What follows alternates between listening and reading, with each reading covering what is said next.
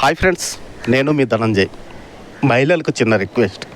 మీ మహిళల్లో ఒక చిన్న ఇగో ఉంటుంది. అంటే నా భర్త నేను చెప్పిన మాట వింటున్నాడు, నేను చెప్పిందే నా భర్తకు వేదంగా పాటిస్తున్నాడు అనే ఒక ఇగో ఉంటుంది. అలాగే అజమాయిష్ కూడా కొన్ని కుటుంబాల్లో చెలాయిస్తున్నారు.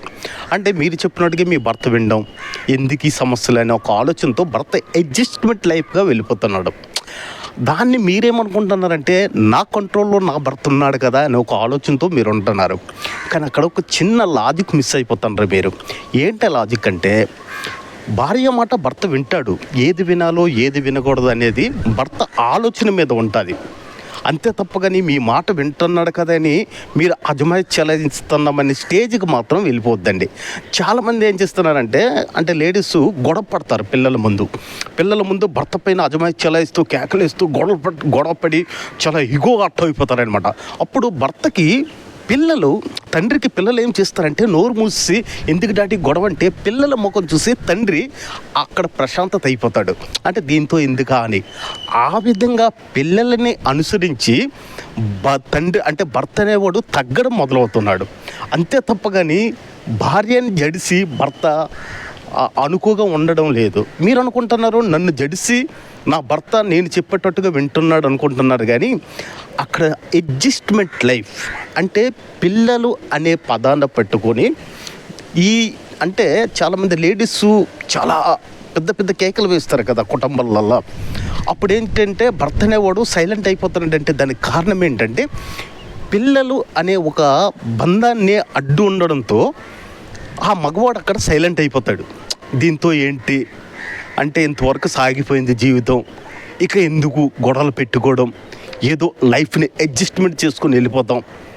దాన్ని ఏం చేస్తున్నారంటే ఆ అడ్జస్ట్మెంట్ అనే లైఫ్ని మీరు పెద్ద ఆర్గనైజింగ్ చేయడం మొదలు పెడుతున్నారు. కానీ అక్కడ మీరు మిస్ అయిపోయింది ఏంటి తెలుసా?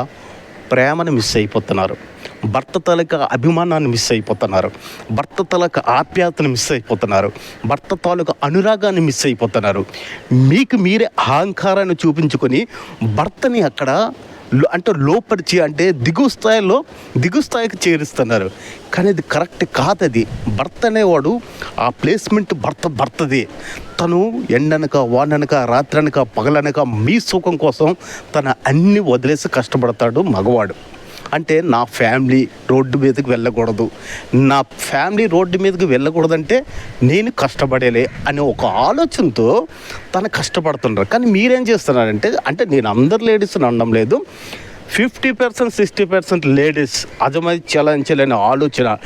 వాళ్ళ మెంటాలిటీ అంతా ఏంటంటే నా భర్త నా కంట్రోల్లో ఉండాలనే అజమాయిష్. కానీ అక్కడ భర్త మగవాడు అనేవాడు చాలా మానసికంగా అట్టయి అడ్జస్ట్మెంట్ అయిపోతున్నాడు. లైఫ్ని పిల్లలనే పదాన్ని దగ్గర పెట్టుకుని లైఫ్తో అలాగే అడ్జస్ట్మెంట్ అయిపోతున్నాడు తప్ప కానీ అక్కడ ప్రేమ భార్యాభర్తల దాంపత్యం అనేది లేదు అక్కడ.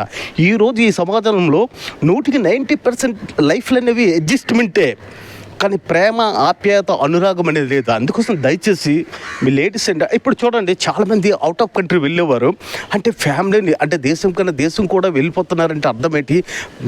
మీ లేడీస్ ఫ్యామిలీని సుఖంగా ఉండడానికి వాళ్ళు అవుట్ ఆఫ్ కంట్రీలో నానా బాధలు పడుతుంటారు. చల్లనక ఎండనక వాననక అక్కడ చాలా బాధలు పడుతుంటారు. బాధలు పడి మిమ్మల్ని డబ్బులు పెట్టి మిమ్మల్ని హ్యాపీగా వాళ్ళు ఆ మగవాళ్ళు అనేవారు సర్వం కోల్పోయి కూడా తనకు కావలసిన సుఖాన్నంతా కోల్పోయి కూడా బయట దేశంలో పనిచేసి మన ఫ్యామిలీ శుభ్రంగా ఉండాలనే ఒక ఆలోచనతో వాళ్ళు కష్టపడుతున్నారు.